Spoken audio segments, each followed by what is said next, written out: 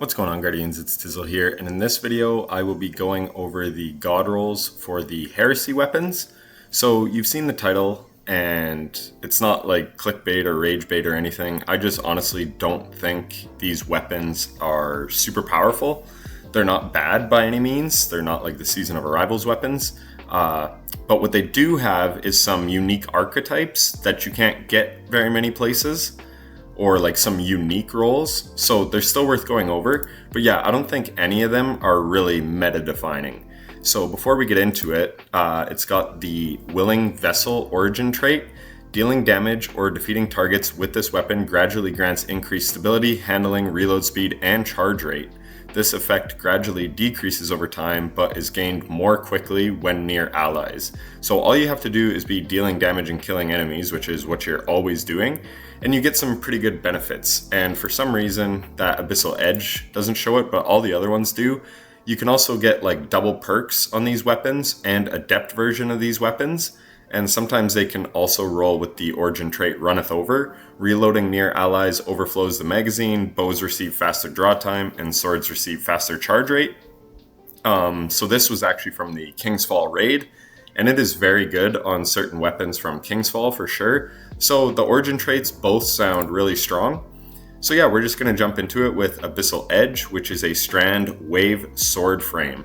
So ergo some can get this wave sword frame and summon Bonum from the Salvation's Edge raid. They do really good damage, but they have weird damage scaling in like team settings. But if you're a solo player, mostly like me, then these swords are quite good.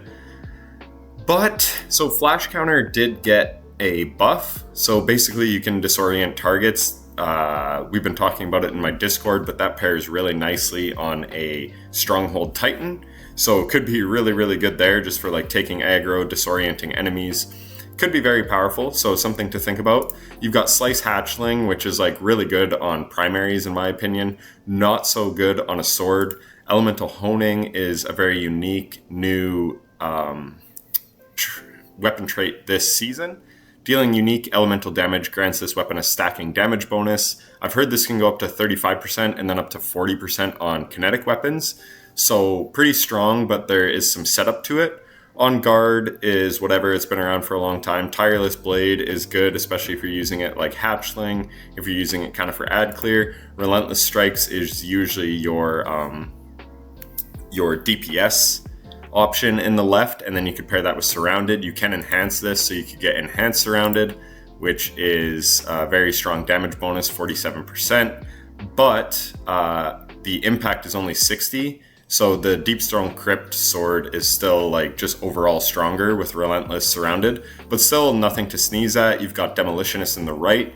Demo would have been nicer in the left in my opinion, but yeah, so this is kind of the whole essence of all these weapons, is they have kind of strong perks, but they don't necessarily suit the weapon, as we'll go over on all of these. So while these kind of look decent on paper, it's like, oh, Relentless Surrounded is great.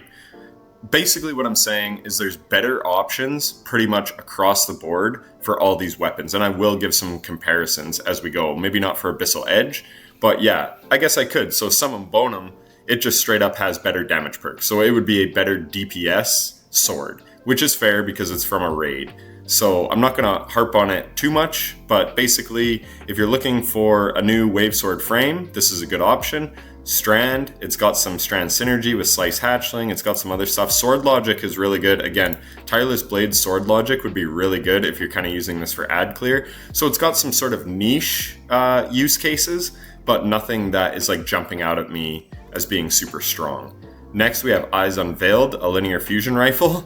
So you can get Subsistence Reservoir Burst, but I don't know who's really using linear fusion rifles for ad clear, but that is an option. Overflow Reservoir Burst could be good, because then you're going to be getting a lot of Reservoir Burst shots, and that is a 30% increase in damage.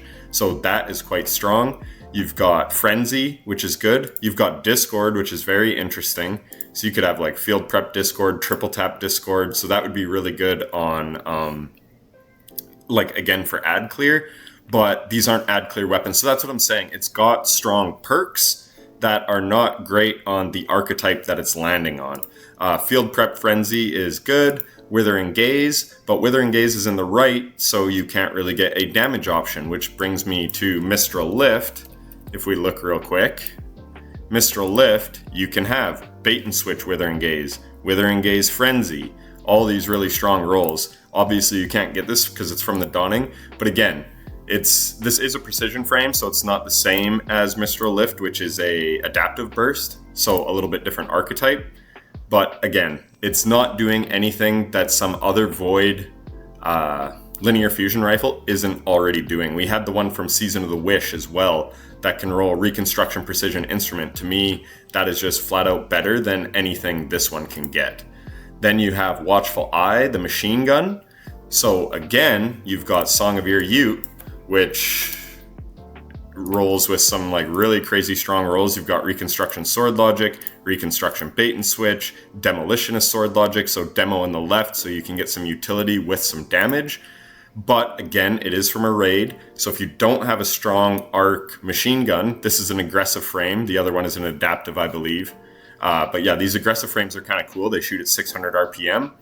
So the roll I would go for if I was like trying to pick my god roll, because again, these are all, I'm more using them as a tool stick or like to pair with a certain playstyle or build rather than a best in slot weapon.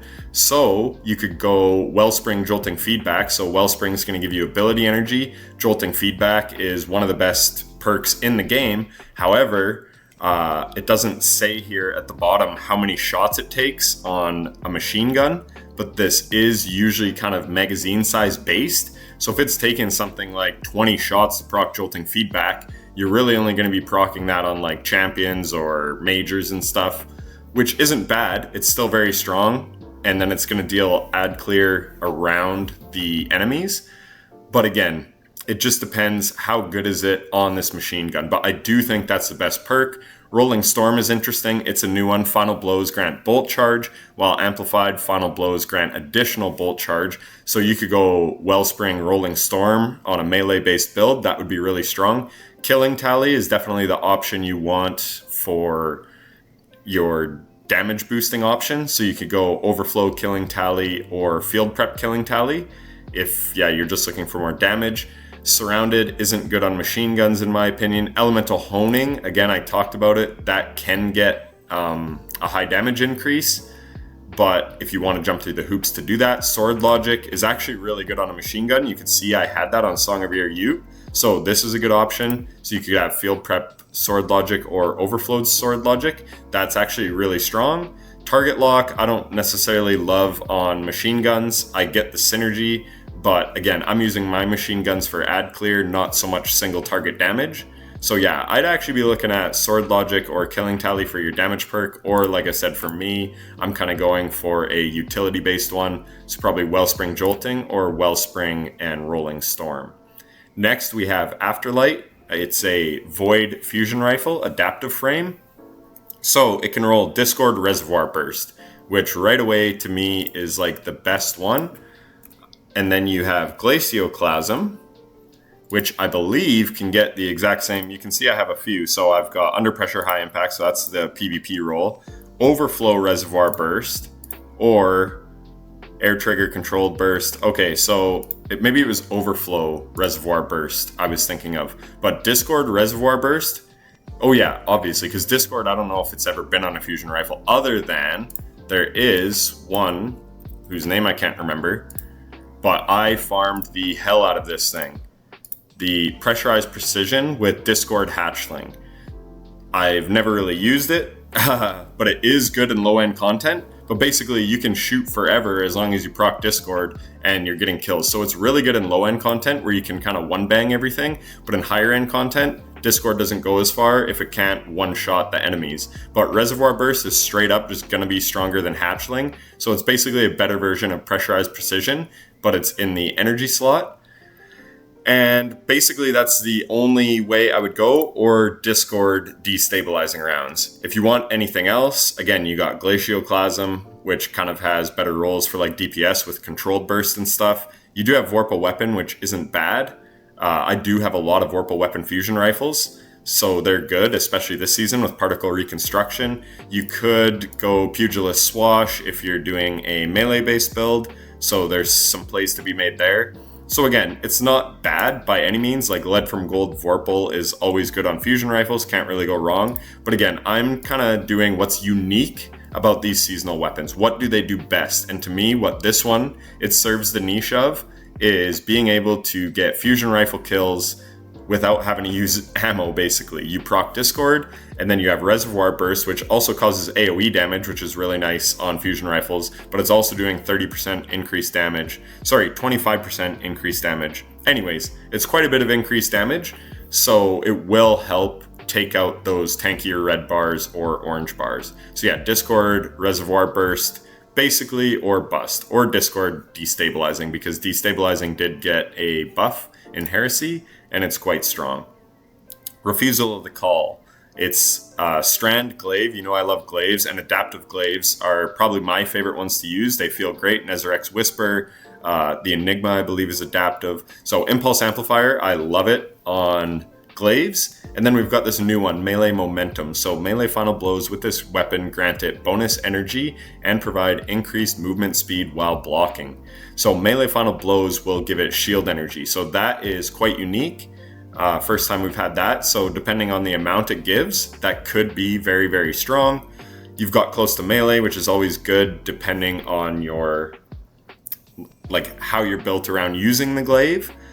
You've got Discord, but I'm never really using my glaive for ad clear with the projectile. So yes, the projectiles are nicer to use now, but still, I don't know if Discord's really the play. Autoloading is just kind of nice in general. Tilting at windmills, Slice.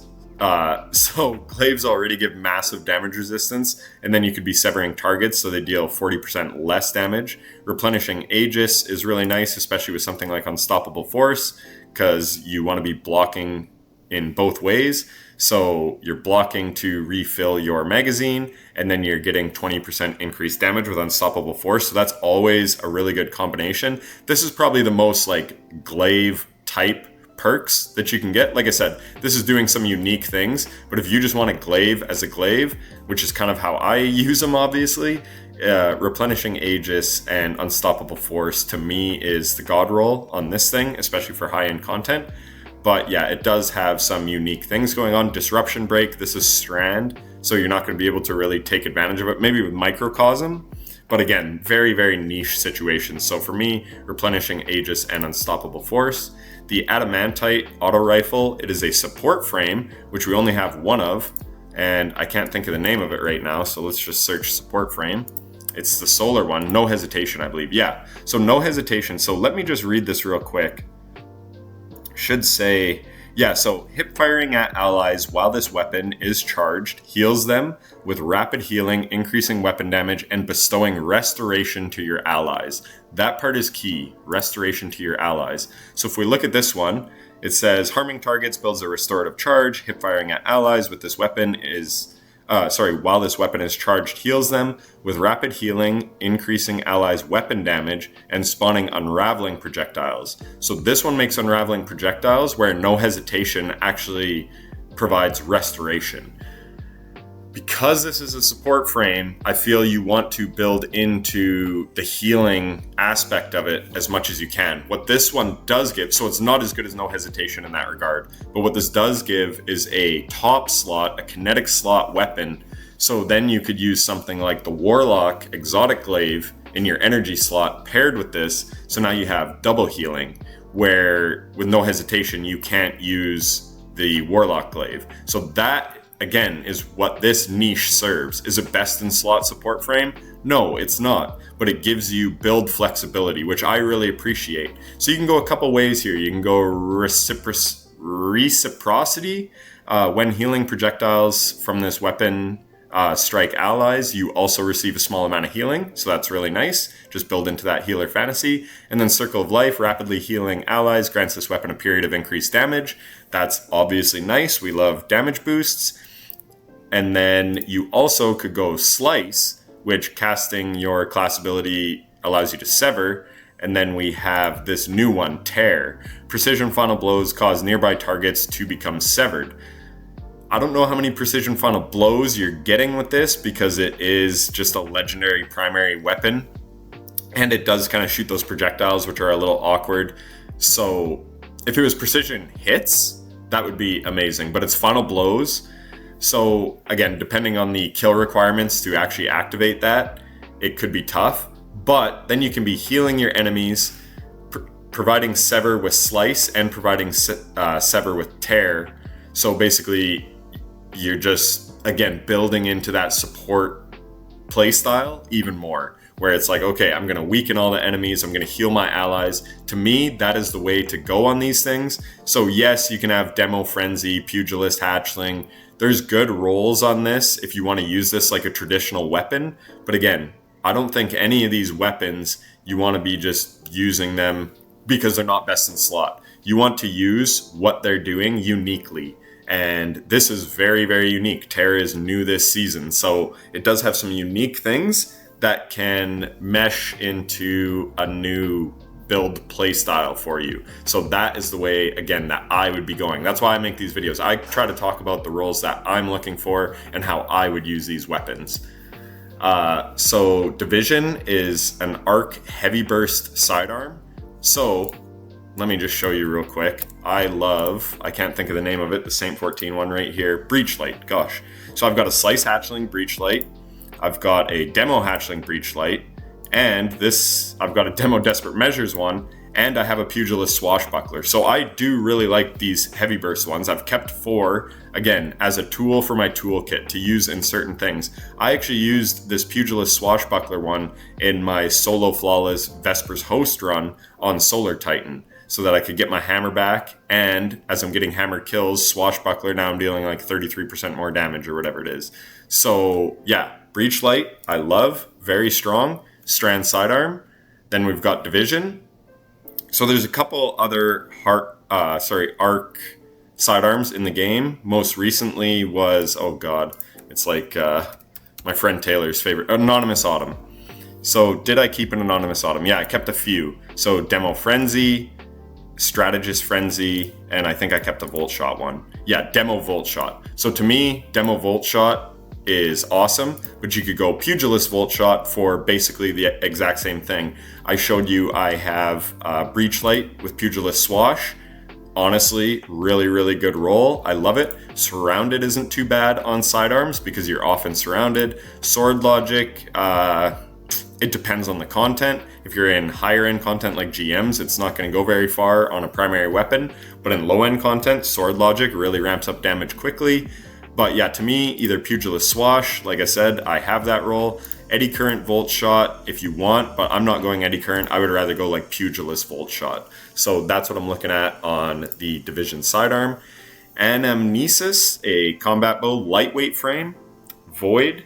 So it can roll Dragonfly Destabilizing, which is really, really cool. It can roll Repulsor Destabilizing. So those are the two ways I'm going if I'm going for this weapon, and that's literally it. Because, again, if we put in is Void and then is Bow, you've got the Fortunate Star, Archer's Gambit, Archer's Tempo, but you can't get this. This was from the summer event. Repulsor Destabilizing, so I already kept that. And this is also a lightweight frame, so I just straight up don't need this bow. Enlightened Action Golden Tricorn, which is really strong. And then for the fast firing one, if you have an Under Your Skin, which is way back from like when Witch Queen launched, successful warm-up Archer's Tempo on a precision frame feels freaking great. I love this bow. And then there's another bow in Lethophobia, which is a lightweight frame. So we have 3 lightweight frame Void bows. So did we really need another one? Probably not. But this one doesn't have destabilizing. So if you didn't get that summer bow, this is what I'm saying. All these weapons are decent, but they're not doing anything that past weapons haven't really done outside of niche scenarios. Like the Strand Glaive is the only Strand Glaive, so it's best in slot for Strand Glaives. The Arc Machine Gun, Song of Your Youth's better, but it doesn't roll Jolting Feedback. But is Jolting Feedback good on a machine gun? Time will tell. So that's what I'm saying. So this one, it's got like Disruption Break, which is really strong. It's craftable, where these ones are not craftable. So does it have some good rolls? Absolutely. It also has this one, which is very cool. Demoralize. Precision final blows cause nearby targets to become weakened. So, and then Repulsor Brace. Defeating a void debuff target grants an overshield. So this is the one thing that it's doing unique. So this would probably be the role that I'm going for. Either Repulsor Demoralize or Dragonfly Demoralize. Dragonfly is really nice on bows. I've got it on non-denouement and it's a beast. So yeah, I'm looking at Dragonfly, basically these 4 perks. Repulsor, Dragonfly, Demoralize, Destabilizing. Any combination of those, you're laughing. On to the next one. Psychopomp, again, we don't have an arc area denial frame, so it is automatically the best arc area denial frame. But is it doing anything better than VS Velocity Baton? That depends on your build. Velocity Baton with Attrition Orbs is very, very strong. Then you've got Lost Signal with auto-loading, very, very strong. So if you are looking for like an auto-loading type swap thing, then you go with Envious Arsenal. And it can roll Frenzy. So if you're looking for like a solo damage rotation, these don't really stack in teams.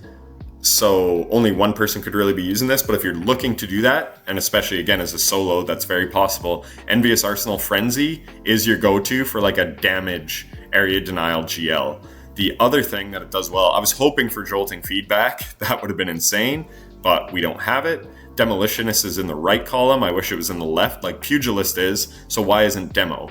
I don't really get that.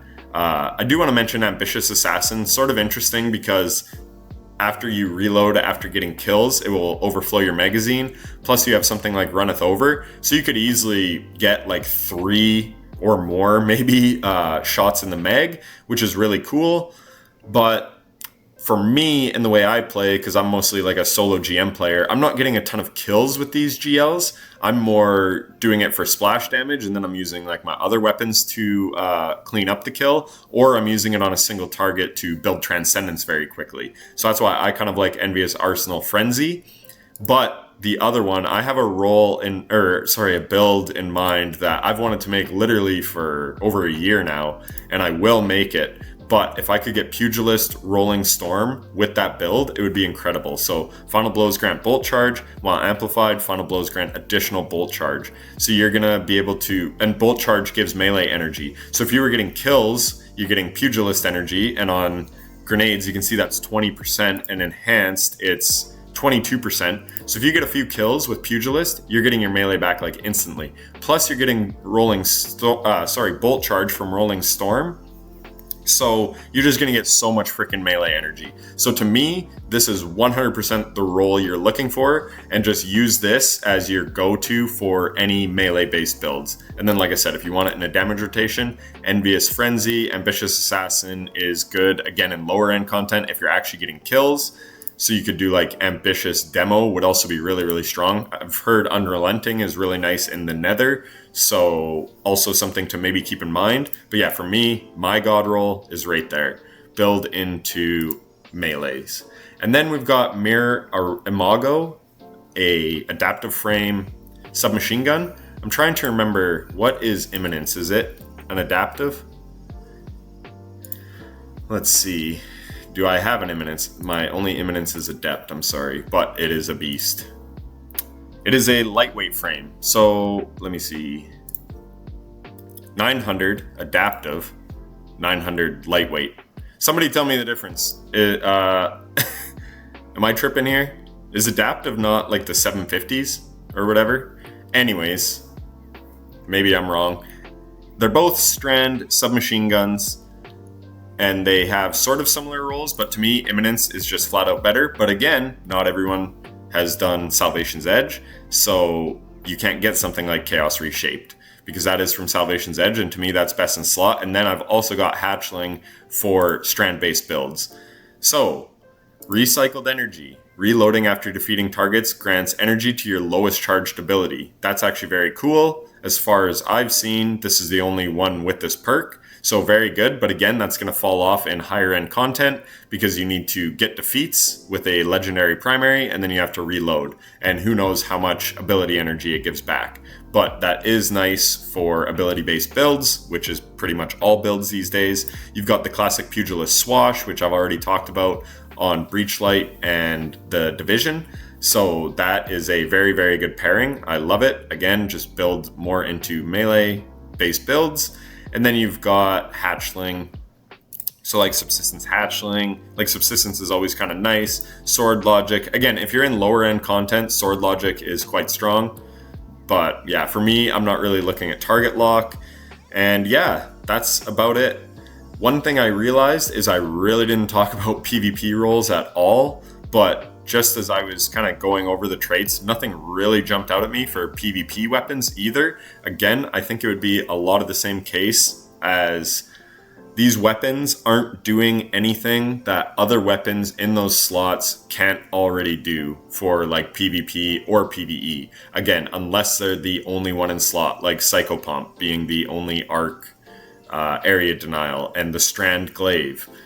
I think there might be a Strand Glaive from Gambit now, or maybe that glaive is arc. I can't remember. I haven't looked into those weapons yet. But anyways, I hope that was helpful and informative. Yeah, the weapons, one thing I should say is they look sick as hell. And the other thing I didn't really mention is that they can drop with double perk columns, which is really, really cool. I love that. You could see I have, like my Imminence, I have 5 perks on that. I've got a lot of Salvation's Edge weapons with 6 perks on them. I love that. I wish they would do more of that. So props to Bungie on at least giving us double perks to help mitigate RNG and help your god roll become even better. Because yeah, you could get like Pugilist, Swash, and Hatchling. And so now you've got your damage option or your utility option with Hatchling. Stuff like that, right?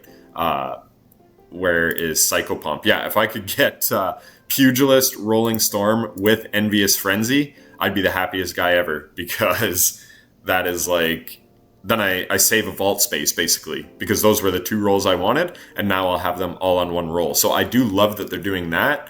But yeah, to me, these weapons, they look cool, but they're not necessarily meta in any way, shape, or form. So that's going to do it for the video. Hope you found it helpful and informative. If you did, a like and subscription would be greatly appreciated, and I will catch you in the next one. Take care.